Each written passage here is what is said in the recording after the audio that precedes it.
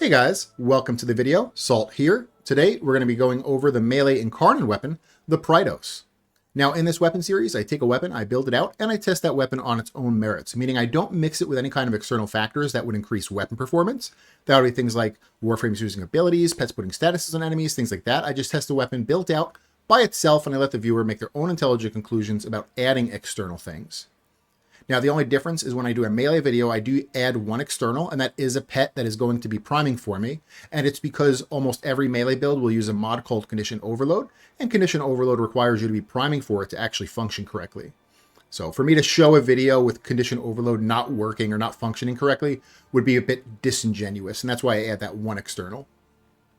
Okay, so let's go into our little cave here, and we'll go over the top commenter of the last video, Spartan TY2SC. The first commenter of the last video, Montero U, and our recent supporters of Toxic Sneeze, Johnny and Eddie. Thank you so much for your support. All right, and of course today we're doing the Praedos, and let's go ahead and go down to the arsenal. So the Praedos are these Tonfa weapons. So the Tonfas are these like blade arm looking things. There's a few Tonfas in the game. They're all actually really nice looking. They're very nice aesthetically. They're one of the few weapons that I personally think actually look nice to be kept visually on your Warframe. But, you know, beauty's in the eye of the beholder. Maybe you do or don't like the way these things look. So let's go into the Praedos here. Now, of course, the Praedos is an Incarnon. We'll go over the evolutions after we go over the mods. Okay, so as far as base stats go, the Praedos actually has really nice base stats. I have Vice on, which is going to increase the speed a bit, but I believe the base attack speed is like 1.4 or close to 1.4 if it's not that, which is really good. That's well above average. Range is 2.5, which is a nice range. I'm super happy with the 2.5 range. So yeah, just nice base stats. Crit chance is good. Crit multiplier is good. Status chance is good. It's just kind of good across the board. It's got high slash weighting. So the base stats are just really nice. Okay. Now, the Incarnon form, when you activate Incarnon, you're also going to be getting 40% attack speed. So you get even more attack speed than the base stats, even are. And then you get plus 3 meters more range. So, you go from this 2.5 to 5.5. It's really nice. Okay, let's go over the mods that we have on this weapon here. So we're going to be going for Voltaic Strike for the 6060.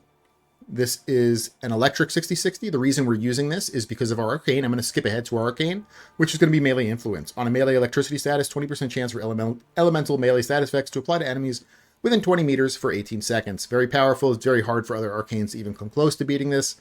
And that's why we're using it on the Praedos. Next mod, we have Galvanized Steel. It is 110% crit chance and 120% crit damage. Now I have Organ Shatter. This is 90% crit damage. Gladiator Might is 60% crit damage and 120% crit chance. Condition Overload is going to be 80% melee damage per status type affecting the target. Our Dirige Primer is going to be consistently providing 8 to 9 statuses. So that's 8 to 9 times 80%, which is quite a bit. That's, like 720-ish% flat damage at its base, because Momentous Bond could give us the maximum amount of statuses, so that can go even higher. Okay, in this next slot here, this is a flex slot. So I put Gladiator Vice, which is 30% attack speed and 120% crit chance. Normally in this slot, on a lot of melee weapons, we go with Berserker Fury, which is 70% attack speed. Well, this weapon already has a good attack speed. It's going to have an even better attack speed because of the Incarnon form, which adds 40, and it has an evolution that's another 20% attack speed. So this gives us the opportunity to not just go with the boring Berserker Fury that is only just 70 attack speed, and we can actually go with Gladiator Vice. It's a lesser attack speed boost, but it's 120 crit also. So I feel like this weapon is an extremely good candidate for Vice over Berserker Fury. I think I would actually go as far as to say I think it's objectively better than Berserker Fury, Gladiator Vice. Now, the other consideration you can make in this slot, and this is not going to make a lot of sense right now until we talk about the evolutions, but you know what? Let me show the evolution before we talk about what possibly could be in this slot, it's to make it easier for you guys to visualize. So it's the very last evolution here. It's called Universal Readiness. Collecting ammo grants 5 melee combo counter. So that's actually really nice. That makes the Praedos a really good melee weapon for a non-melee focused build. So like your build is maybe focused on casting or shooting instead of melee attacking. But when you need to melee attack, maybe you have Mania who came up and he has the Zephyr buff up, so you can't shoot him. So you need to go in for a melee. You can whip your melee out, and as you've been collecting ammo, your combo counter's up. So when you whip your melee out, you're actually at a decent combo counter.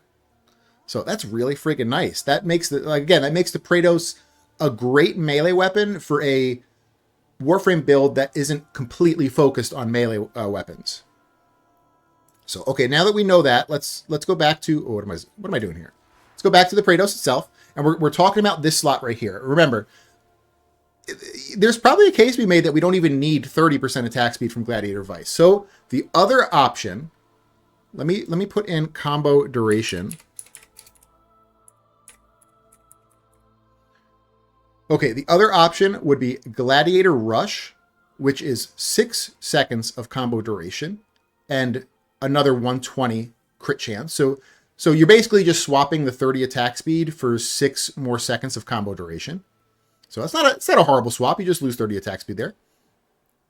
Or Drifting Contact, which is 10 seconds of combo duration, so a little bit more than the Gladiator Rush, and you get 40% status chance, but you don't get the 120 crit chance. So that's kind of up to you to make that decision with. Now, these two options are going to be the best if you want to use the Praedos as a back pocket melee weapon, right? It's not your main weapon. Your main weapon's maybe like a ranged weapon of some sort. And when you need your melee, you want it to be powerful. And so when you whip it out, you want to be at a good combo. Well, having combo duration will make it so that your melee combo doesn't decay as fast, kind of lasts a bit longer.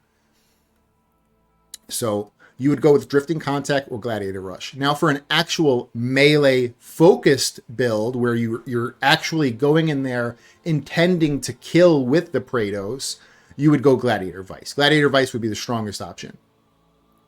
But just consider for a non-melee focused build, you're just kind of keeping this in your back pocket. Consider Gladiator Rush or Drifting Contact, because as you're picking up ammo, because of that evolution, as you're picking up ammo, it's not going to decay as fast, like let's say if you don't pick up ammo for a few seconds. So, all right, I hope that wasn't too confusing, but yeah, that's this slot right here. All right, and in the next two mod slots, we have our stacking with combo multiplier, which is going to be Blood Rush for 440% crit chance, and Weeping Wounds for 440% status chance. In the stance slot here, there are two options. There's Gemini Cross and Sovereign Outcast. They're both actually pretty decent. I'm going to go over the movesets in both of them as well. So I'll have everything time-stamped, so you can always skip ahead, or you can skip the stance part if you don't really care about it too much. But Sovereign Outcast has one really, really good attack in it, and Gemini Cross has like 1 or 2 good attacks in it.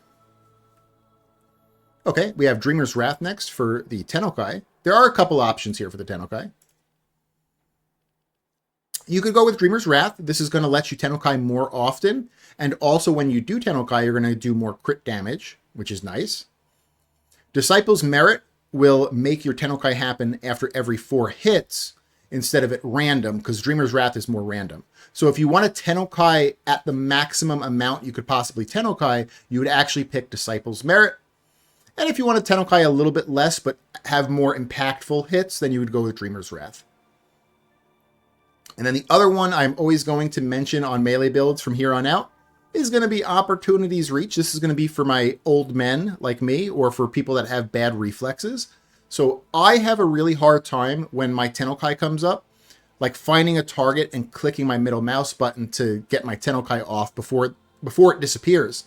And the really crappy thing is, if it disappears and you click your middle mouse button, you'll waste your entire combo. And so if you have bad reflexes, you could actually be hurting your DPS by doing that. So Opportunity's Reach, what this does is it gives you an entire 4 seconds to press your middle mouse button when you get your Tennokai up. So you have a lot more time to actually click that button. So it's great for old dudes. It's great for people with bad reflexes. But that's not it. You actually still get a little bit extra, right? You get an extra 3 meters for your Tennokai attacks, which is pretty cool, especially on this weapon that with its Incarnon mode, it's already going to be at 5.5 meters. So that's pretty cool. So I always want to give a little shout out for Opportunity's Reach. This is probably the one that I will use like outside of this video. For this video, I'll use Dreamer's Wrath. But outside of this video, I'll probably use Opportunity's Reach for me just because I have bad reflexes. But again, consider Disciple's Merit. Disciple's Merit will make you be able to, or not make you, but it will allow you to Tennokai the quickest possible.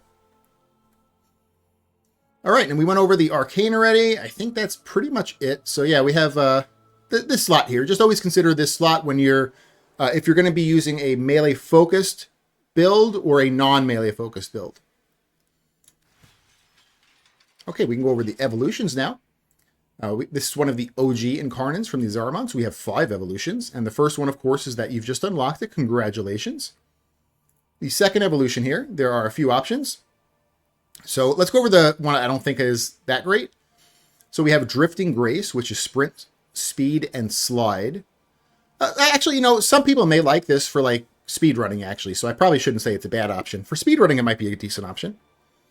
But I think the better like options for endurance content would either be Whirling Flurry for plus 20% attack speed. It's just generally going to be good. Melees want attack speed, so this is just always going to be good. And then Seismic Slam gives you plus 50% slam radius. One of these movesets, I think it's Gemini Cross, but when we get to the stances, I'll figure out which one it is. One of these, Gemini Cross or Sovereign Outcast, their very good attack has a slam built into it. And so if you were using that one stance, you might actually want to consider Seismic Slam for a little bit more slam radius. So Seismic Slam or the 20% attack speed, I think, are just good ones. And then this one's more of a, if you're speed running. Third evolution here. I'm going to be going for Reaching Lunge, which is plus 1.5 meters of slide attack range. I always mix slide attacks into combos because it allows for better movement. Like it kind of speeds you up as you're going. Some people may not do that though. It's just the way I play. So I will get a lot of value out of Reaching Lunge because of the way I play.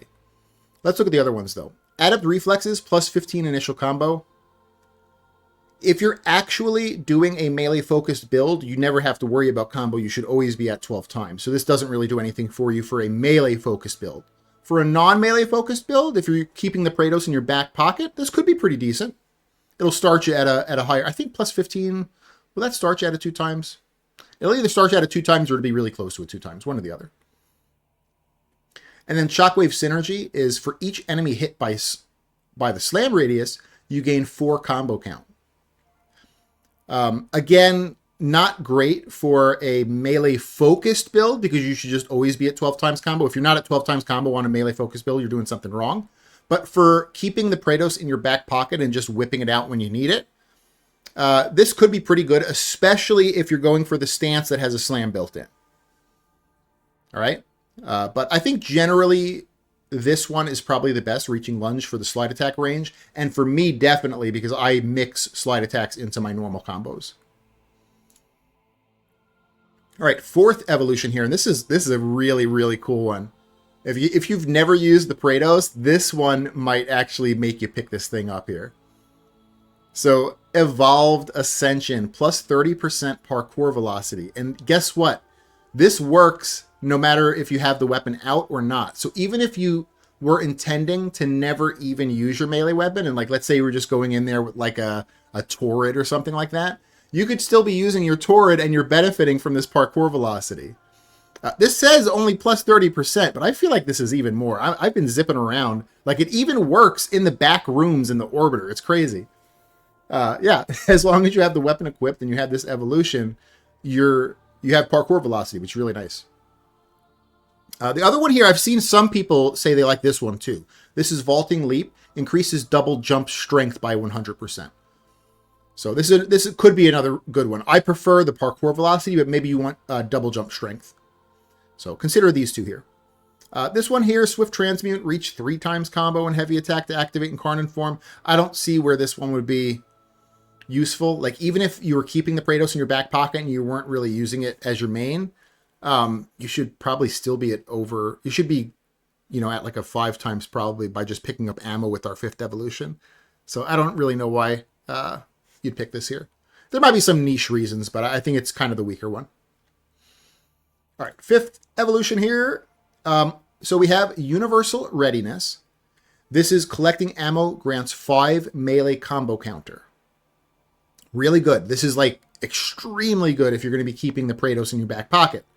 However, if you're using the Praedos as your actual damage source, like you are going in there purposely as a melee frame, you should be at 12 times. So you really don't need this in that case.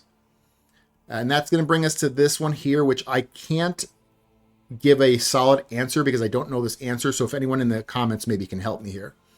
So this is plus 100% heavy attack wind-up speed.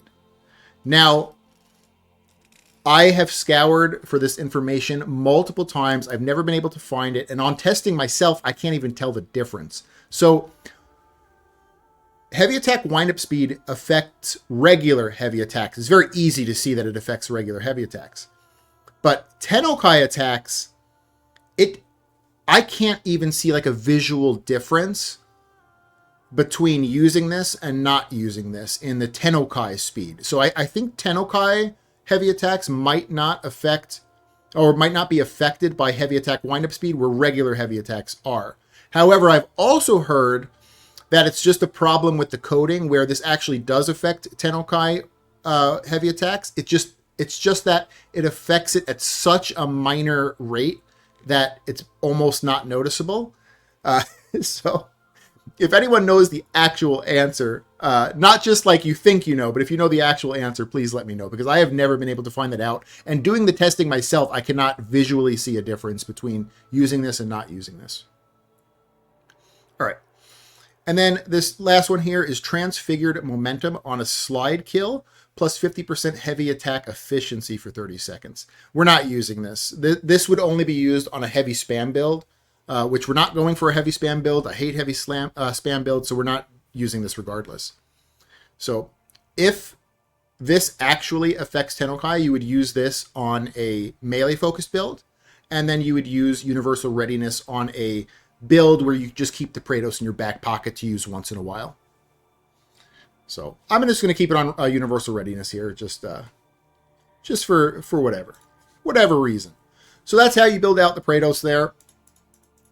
I think what we'll do now is we'll do a 10-minute Steel Path survival on Mott and show this weapon off, see how it works. Make sure I'm on solo. Steel Path, I am on Steel Path.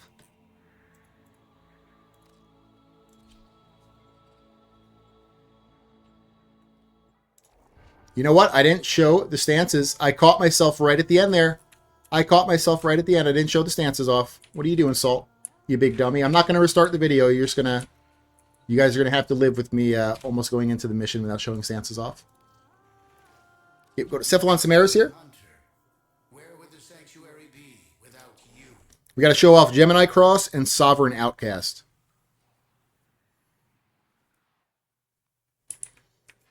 I'm going to do it in my new simulacrum here, the Holvania Courtyard Simulacrum. I don't want to boast or anything, but I'm pretty sure I was world first in 100%ing Holvania Mall's inventory. I have every single thing in Holvania Mall, and everything that's able to be maxed out, like the Arcanes, I am at a 21 stack on. And there should not have been any way for anyone to do that. Well, I mean, I guess people could technically have been equal to me at the same time. I'm either world first or I am tied for it. One or the other. Alrighty, and that was yesterday. So we got the Praedos here. Let's see. Upgrade. We're going to do Sovereign Outcast first. This is the gold mod.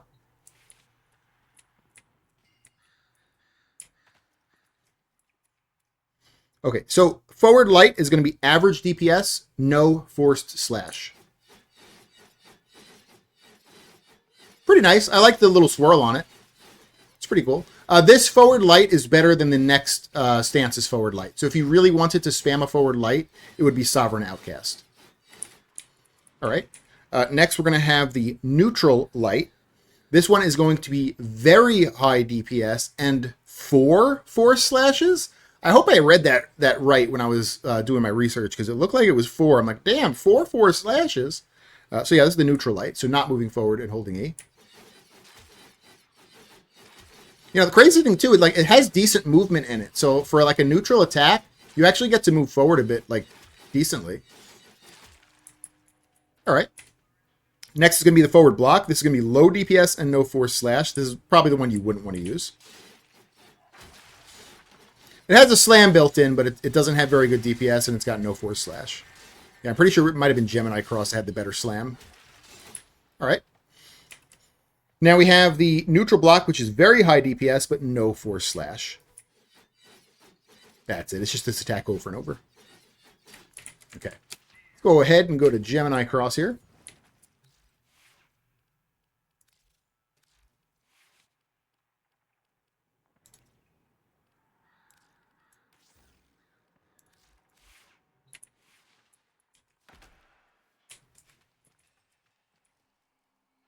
Okay, forward light is going to be low DPS, no force slash. It's a decent one, but again, the forward light from Sovereign Outcast actually has slightly more DPS. So if you wanted to spam a forward light, you'd go with Sovereign Outcast. Okay, neutral light is going to be average DPS and 2 force slashes. So again, Sovereign Outcasts was a lot stronger than this neutral light. Okay.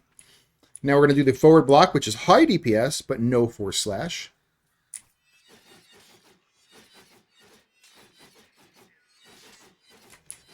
All right.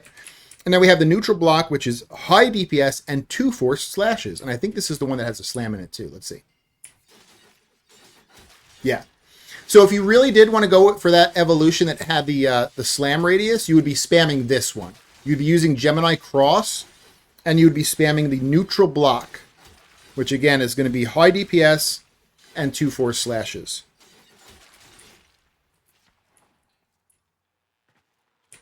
All right, I'm going to go back to my Sovereign Outcast. So I think for Sovereign Outcast, I'm either going to be doing the forward light spam or the neutral light, which is the highest DPS and 4 force slashes. But no slam in it, no slam in it. That's the only thing. So if you wanted to go for that slam Evo, definitely pick Gemini Cross.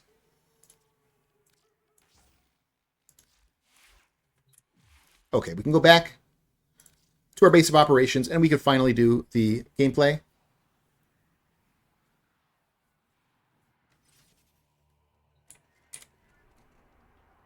Okay, we're going to go on Mott. I didn't forget anything this time, pretty sure.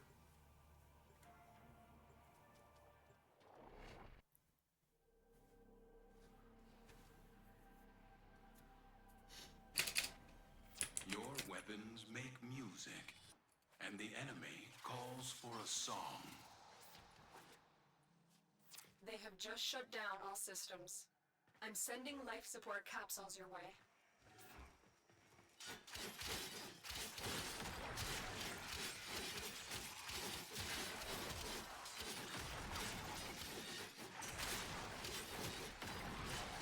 And my buddy Ace yesterday, he was like, I think a Chinese player might have beaten you to the world first on the Holdvania Mall. I was like, I don't think that's possible, because I think last night was the first time, like you would have had to be an LR4 number 1 to get 33,000 rep per day. And I think as an LR4, last night would have been the first time that anyone would have been able to get it. Because I'm pretty sure I did not miss a single day since it's come out of maxing my rep. And I never spent any rep on anything you could farm. I actually farmed for every single item. But I only spent rep on unfarmable things.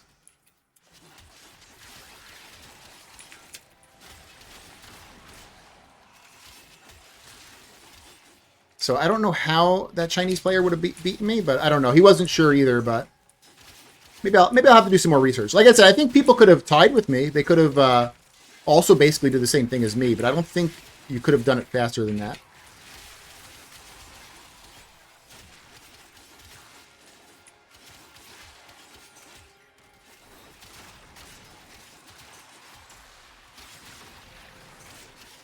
Oh, did I just waste I think I just wasted my combo right there.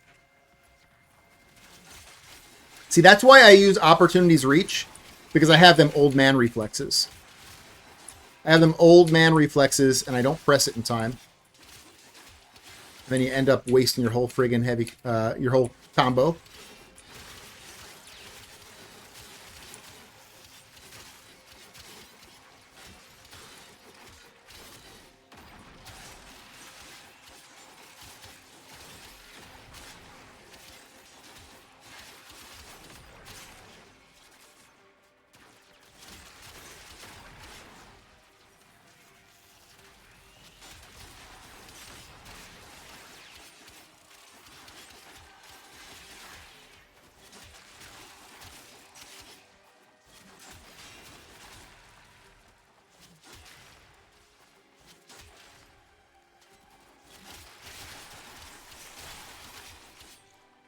We had a fashion frame and an ugly frame contest in the dojo yesterday. Gave out some prizes for our nicest looking member and our ugliest clan member. You know, the ugly frame contest is actually harder to win than the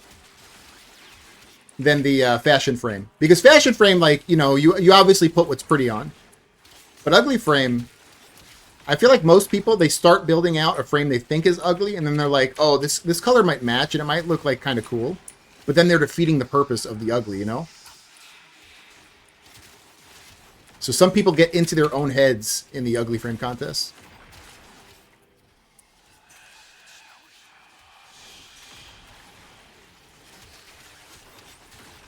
It also depends on the judges, too. We had 3 different judges. It was me, Pepper, and Montero. Montero was our 3rd judge. I try to switch the judges up, though. That way there's different taste in the fashion and the ugly frames. I just wasted my heavy combo there again. Damn it, Salt! You're going to ruin this weapon's kill numbers. 2 times you've screwed up your friggin' thing.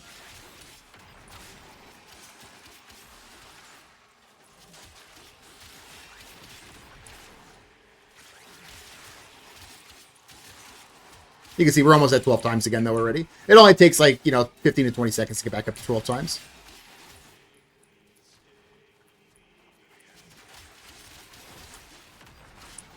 Oh, yeah, I don't know if you noticed, like, how quick I'm bullet jumping around because of that parkour velocity.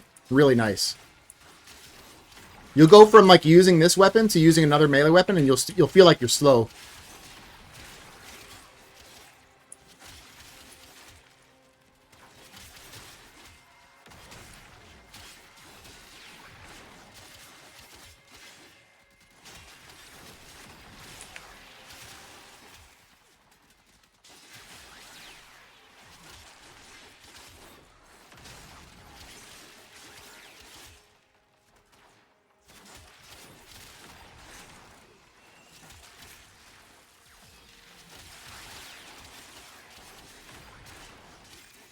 Ready. Go to extraction.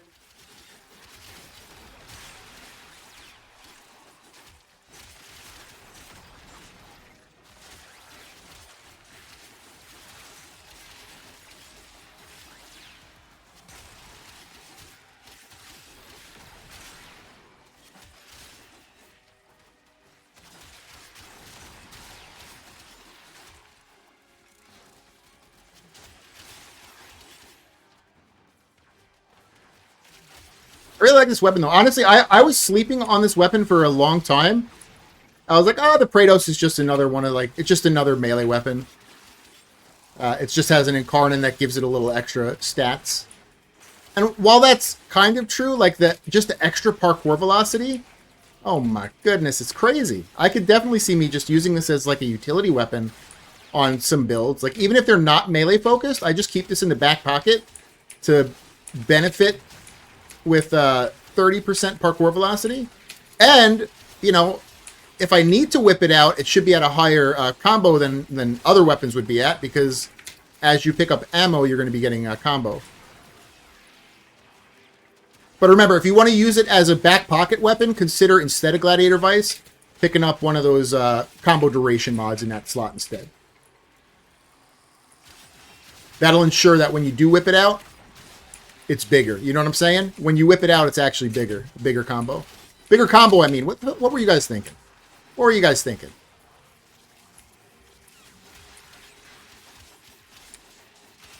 But if you're going for a full melee build, you don't really need combo duration. You should always be at 12 times, unless you do what I do and screw up your heavy attacks and lose all of your combo.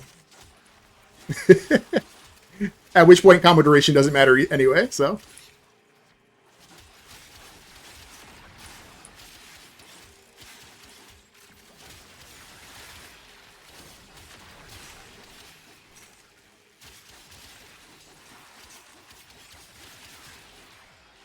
I like Sovereign Outcast. I like spamming the forward light, which doesn't have any force slashes, but it has average damage. And then if there's a big group in front of me, I just let go of W, and it immediately goes into the neutral light, which is the very high damage with 4 force slashes. Like, that's kind of how I like to play this. But again, consider the slam setup, too, with Gemini Cross. Just make sure if you go Gemini Cross and you want to start, slamming with that one moveset, pick up that Evo that gives you more slam radius, too. So, two real valid ways to pick for this. I don't think one is necessarily way better than the other. We got about 2 minutes left here. I did it again. Damn it. I did it again. Damn it, Salt. 3 times you wasted your heavy attack. You're going to give this weapon a bad kill count at the end. It's going to look horrible. The Ghoul Saw is probably going to beat it. And it's going to be your fault. Damn Ghoul Saw. Got a friggin' high kill count on the Ghoul Saw video, too. It's like gonna forever skew every other weapon.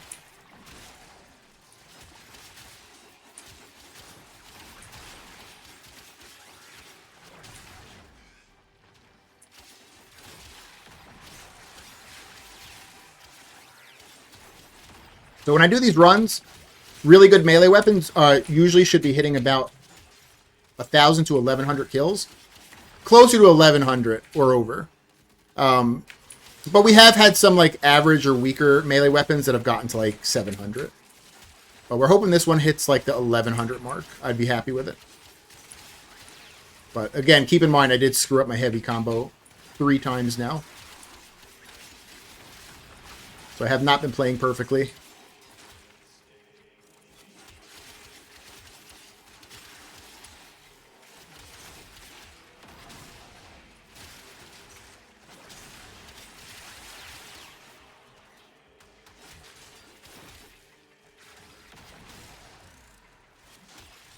We got about 30 seconds left here.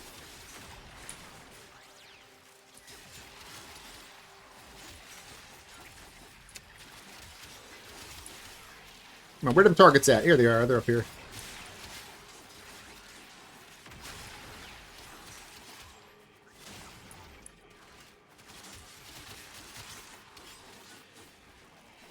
Oh, there's the extraction right ahead of us too. That's lucky. We're never this lucky in a friggin' run. To almost be at the 10 minutes, like right next to extraction. All right, 10 minutes, 10 minutes, 10 minutes. All right, let's see. We're at 1,125. Remember, it probably could have been a little bit better than that because I screwed up my heavy combo 3 times. But yeah, that would put it in the very good meta category for melee weapons. Probably could have been higher. So, I love this thing. Again, look at this parkour. Boom. And that's because of that just 30% parkour velocity. I feel like it's more than 30%. I don't know. Maybe it is actually 30%. Maybe I'm just so used to the base parkour velocity that just feels so much quicker and more powerful. Quicker and more potent.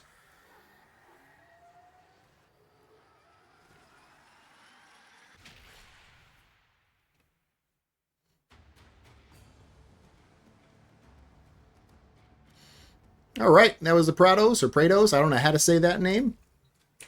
I hope you guys liked it. If you liked it, consider giving it a like. If you haven't subscribed yet, consider subscribing or tell me what I can do to earn your sub. And I hope you guys have an amazing day. All right, bye.